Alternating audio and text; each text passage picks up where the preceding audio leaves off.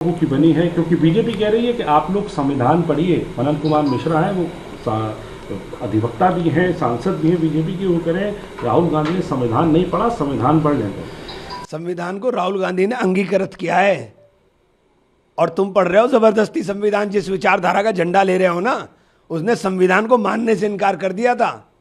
उसने संविधान को भी विदेशी बताना शुरू कर दिया था। अब तो मजबूरी के अंदर संविधान बता रहे हो कि संविधान पढ़ो। संविधान आपको पढ़ने की आवश्यकता है। संविधान इसलिए, हमारे देश का संविधान हमारे लिए जरूरी है, आपके लिए नहीं। आप तो हटाना चाहते हो। आप तो हर जगह चेक एंड बैलेंस था। आज चुनाव आयोग के साथ लड़ाई, राहुल जी ने चुनाव आयोग के जो करतूते हैं उनको सबूत के साथ चुनाव आयोग के दस्तावेज, दिए हुए दस्तावेजों के साथ खोल दिया।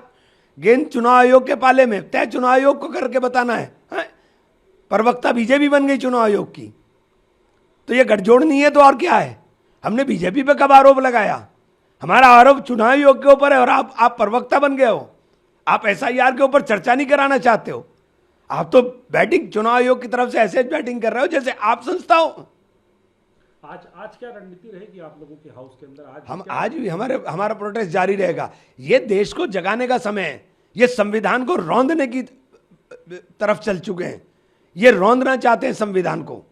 ये चुराई हुई सरकारें, ये चुराया हुआ लोकतंत्र देश को कमजोर कर गया, तबाह कर गया। कुछ आपकी पार्टी के भी एक मंत्री है कर्नाटक में, इस्तीफा। अरे ऐसे बहुत सारे मिलेंगे, ऐसे बहुत सारे विभीषण अंदर मिलते हैं जो इस तरह की जबानें बोलते हैं।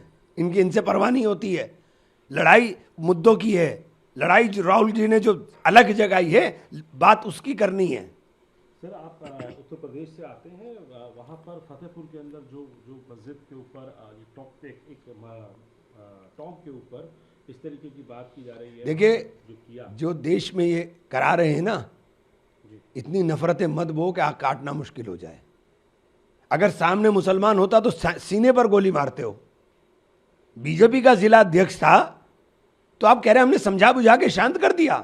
पूरा मजार अंदर से जाकर तोड़ देंगे। मतलब हजारों साल, सैकड़ों साल पुरानी बिल्डिंगों के ऊपर ये जाकर के इस तरह के तमाशे खड़े करेंगे तो कानून कहाँ है?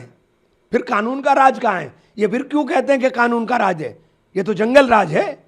कानून का राज कहाँ है? अगर कानून का राज होता तो जिस आदमी ने ऑन कैमरा बोला है कि मैंने कराया है, उसके खिलाफ एफआईआर होती। आप कह रहे हैं अज्ञात लोगों पे एफआईआर करा दी। क्या तमाशा बना रहे हो आप भाई?